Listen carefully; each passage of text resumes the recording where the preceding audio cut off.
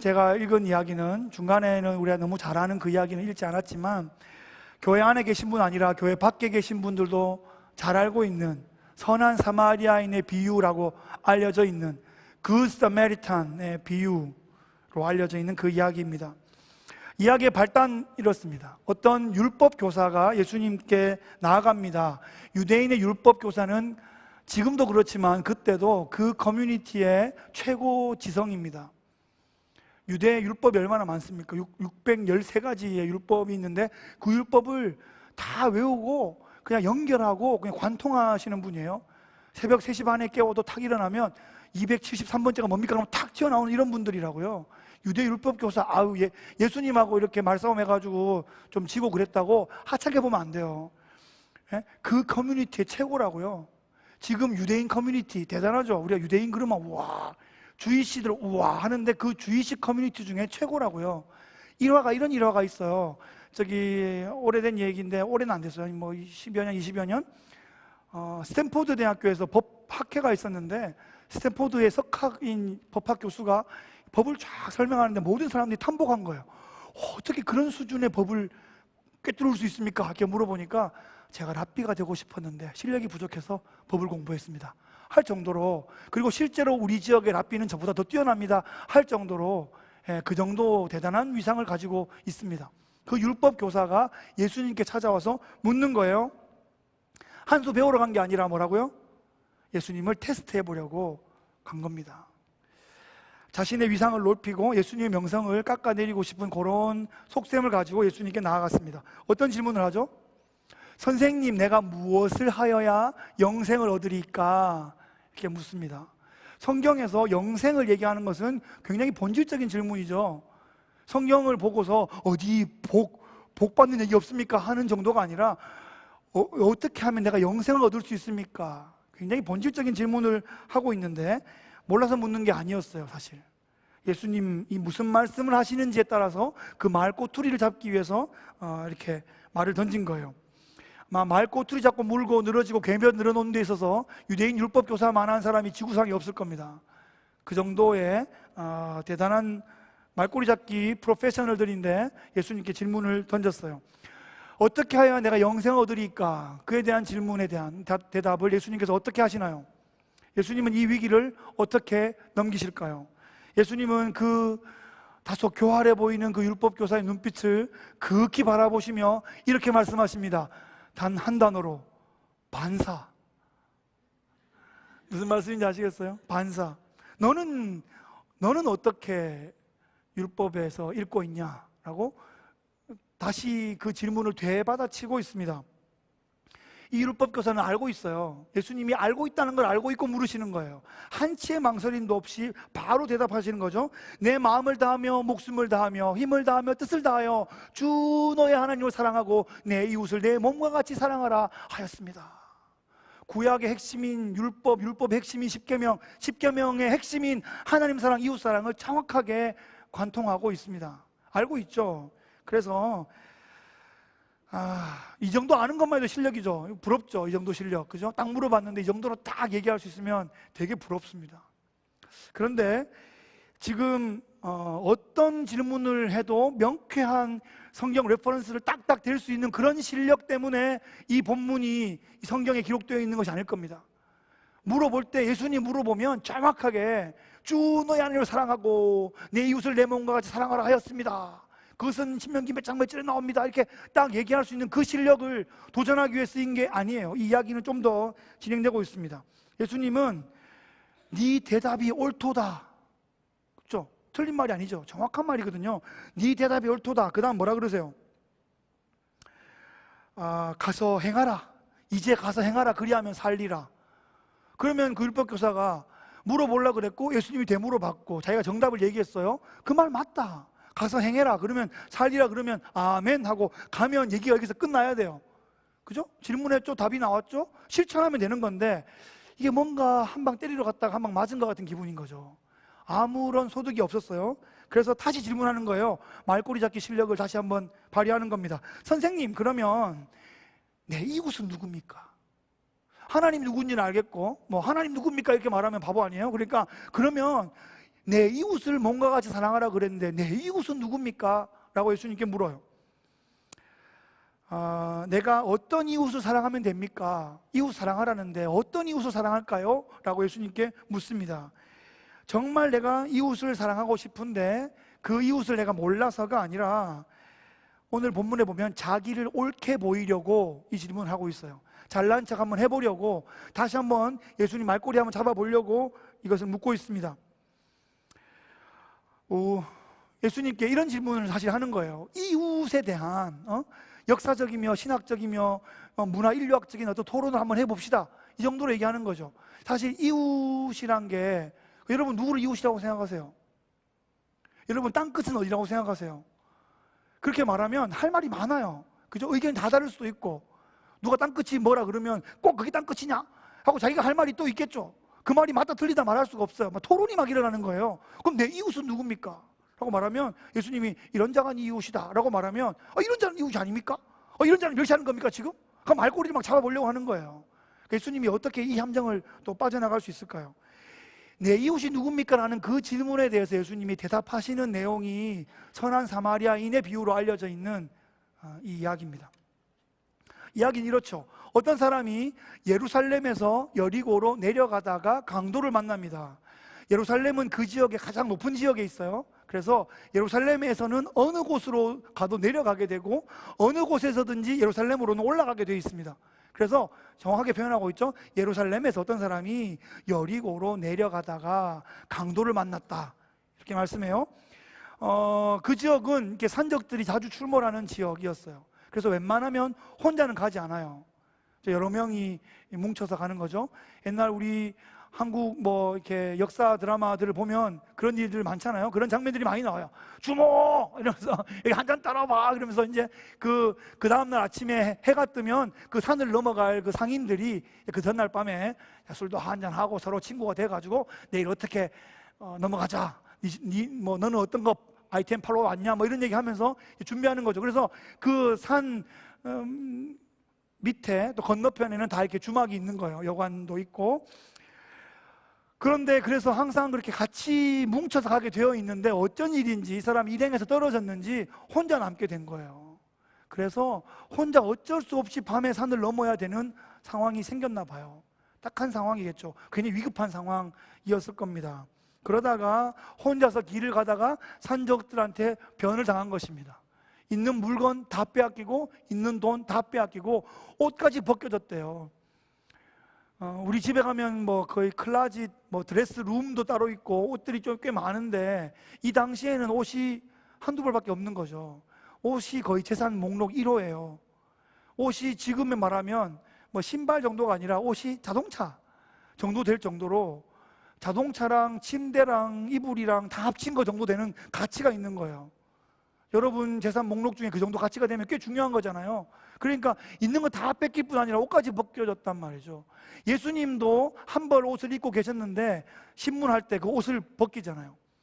그 옷을 찢어 가져가는 게 아니라 제비 뽑아가지고 그 옷을 누군가 가져가는 거죠. 옷이 귀하기 때문에 그래요, 그 당시에. 그래가지고 완전히 그 무방비 상태로 다 털린 다음에 거의 죽은 것 같은 모습이 되어서 벗겨진 채로 길바닥에 길가에 이렇게 쓰러져 있는 장면이에요. 이야기가 좀 이렇게 긴장이 확 되는 거죠. 그래서 예수님 이야기가 계속 진행되는데 한 제사장이 그 옆을 지나가는 거예요. 한 제사장이. 그래서 율법교사가 생각해요. 제사장이 지나가는구나. 제사장이 도와주겠지라고 생각하는데 제사장이 지금 예루살렘에서 여리고로 내려가는 거예요.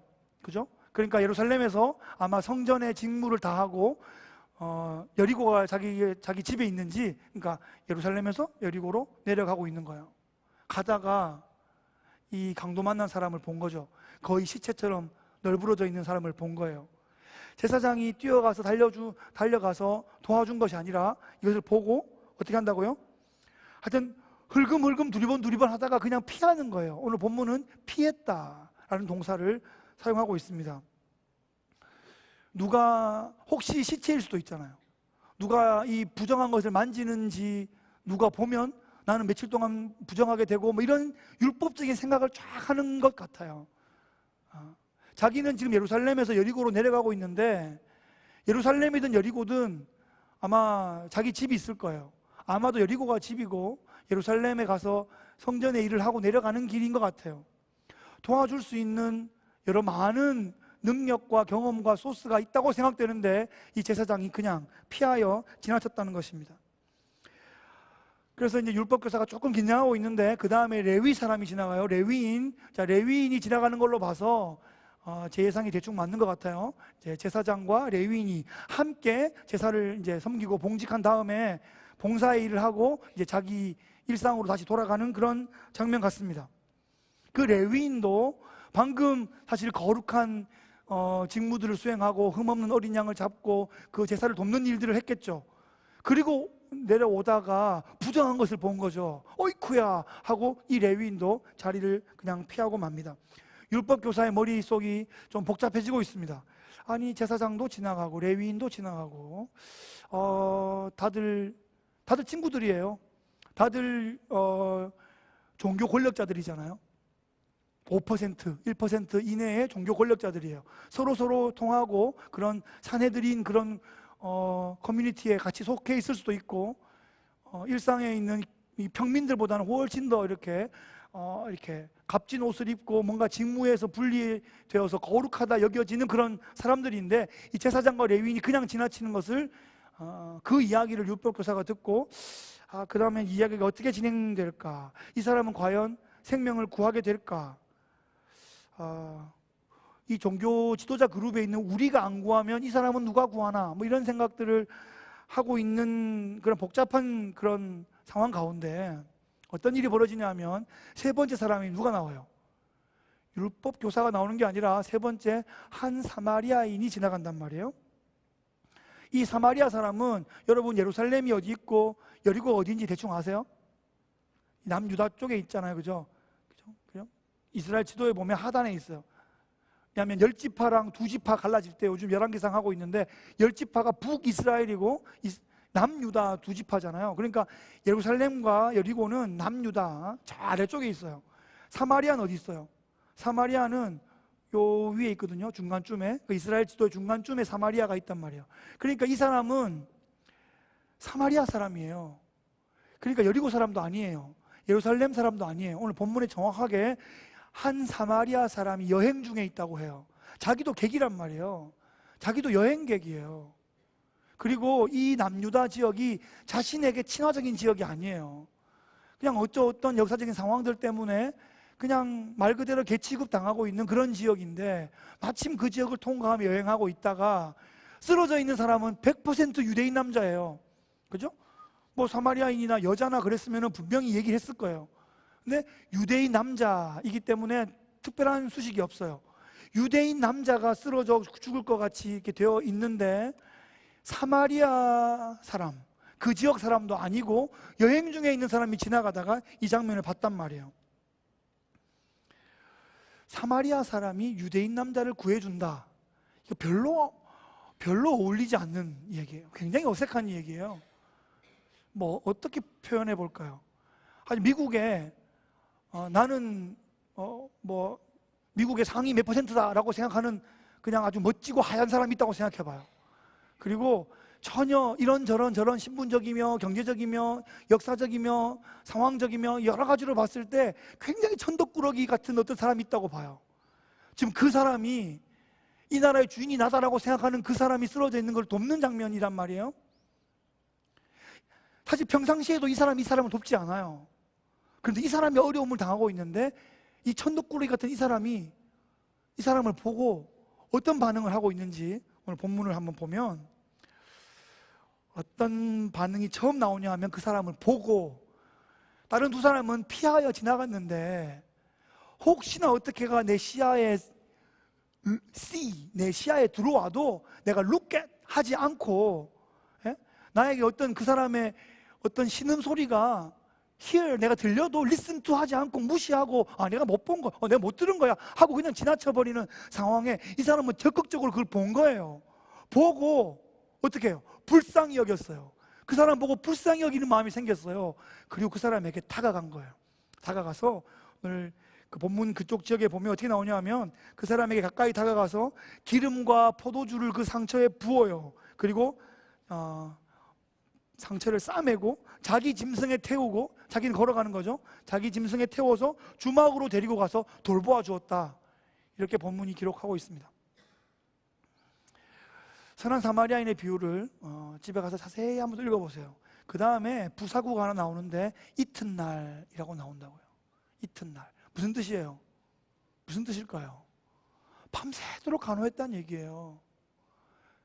거반 죽게 된 사람을 데리고 와가지고 그냥 널브러져 놓고 자기 혼자 막 코 골고 자겠어요? 예?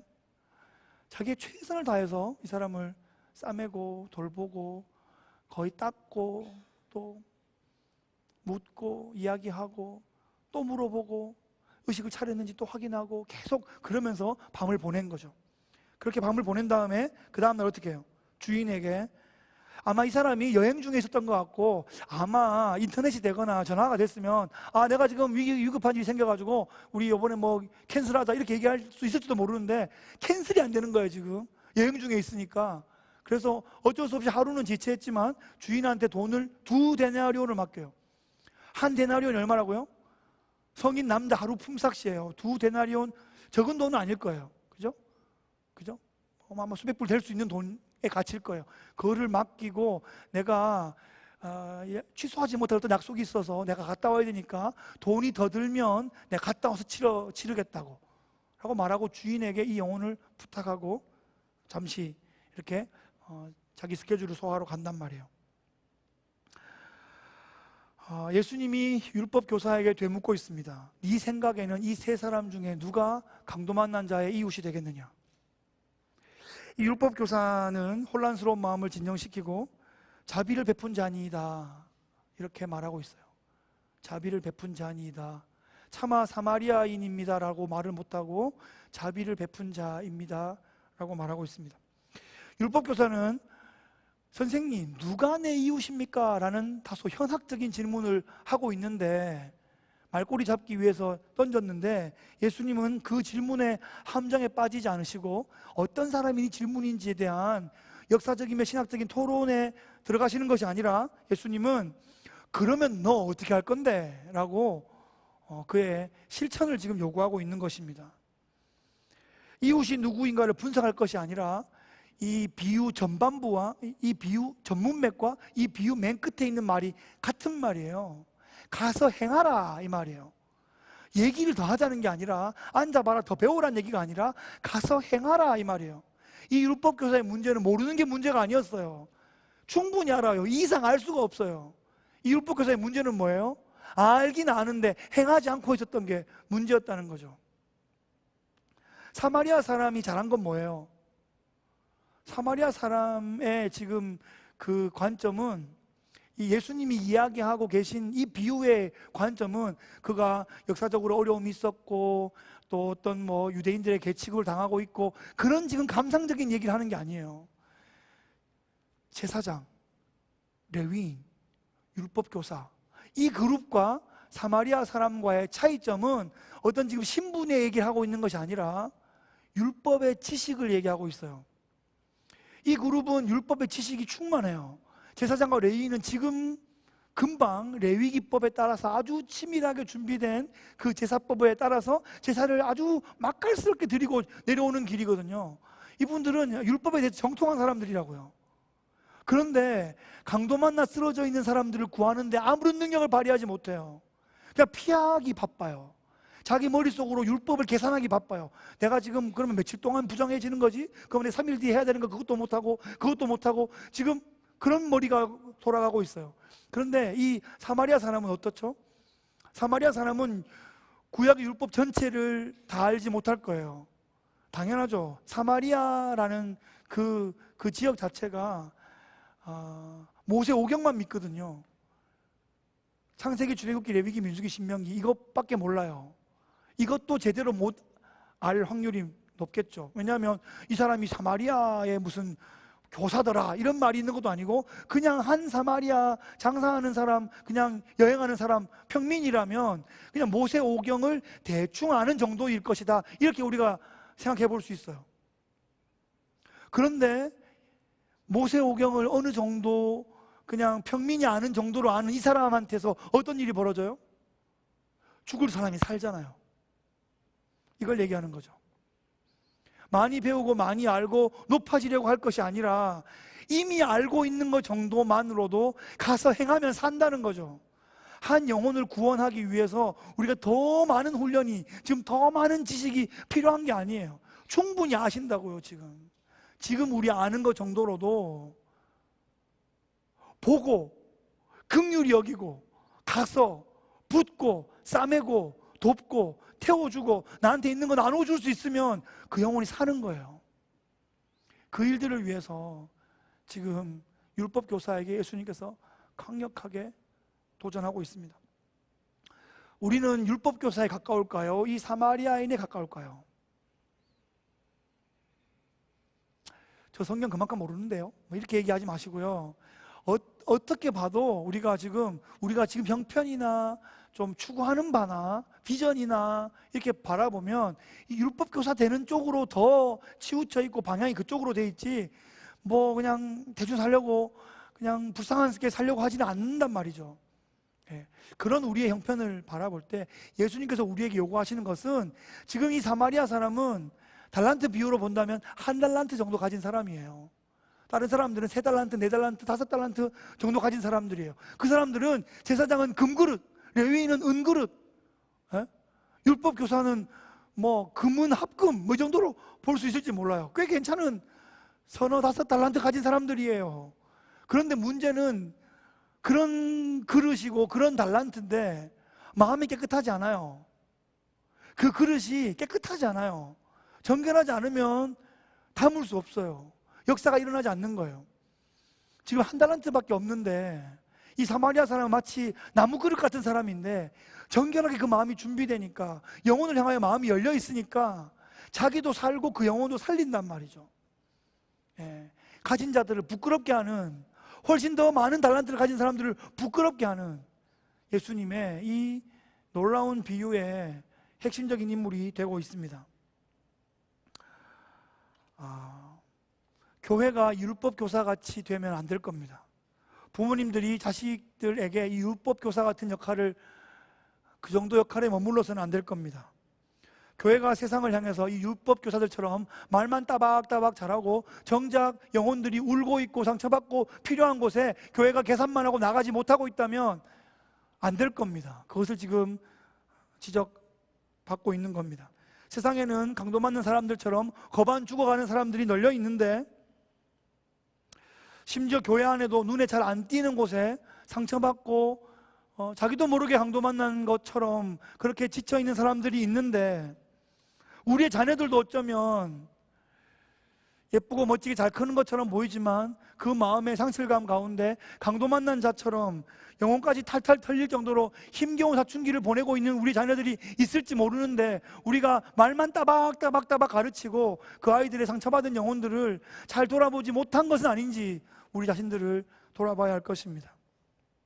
제사장 같은 그 고상함 때문에, 레위인 같은 그 정결함이 요구된다는 그 핑계 때문에 율법에 대해서 이만큼 알면 되게 좋은 크리스찬 아니야? 라고 생각하는 그런 자만심이 영혼들의 진면목을 보는 데 실패하게 하고 있는지도 모릅니다. 오히려 주 앞에 나가는데 장애물들이 되고 있는지도 모른다는 것입니다. 우리의 신분과 우리의 지위를 유지하기 위해서 자동 그런 보호기제가 작동하고 있는지도 모르겠습니다.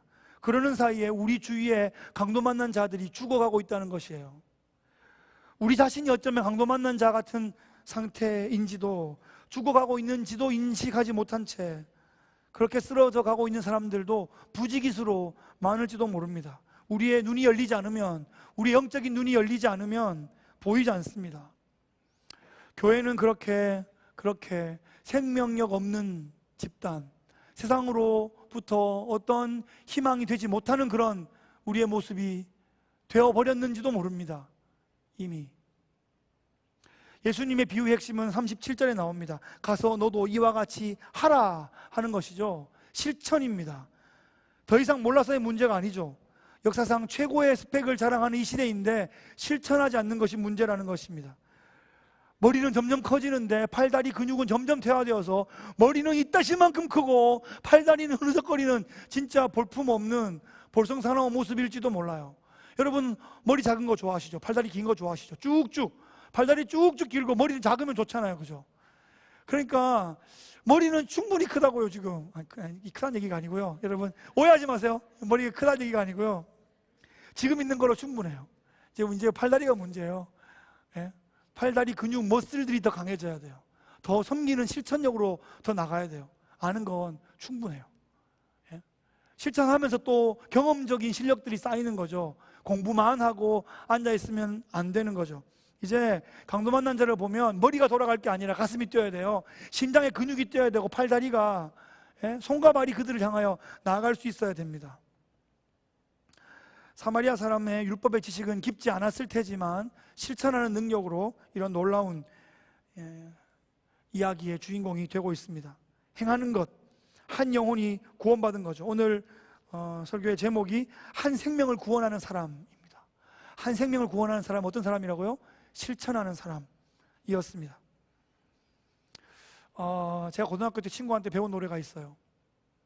아까 제가 중간에 예를 들었던 금그릇 은그릇이란 그 노래인데, 혹시 유년주일학교 다니신 분들 기억하십니까?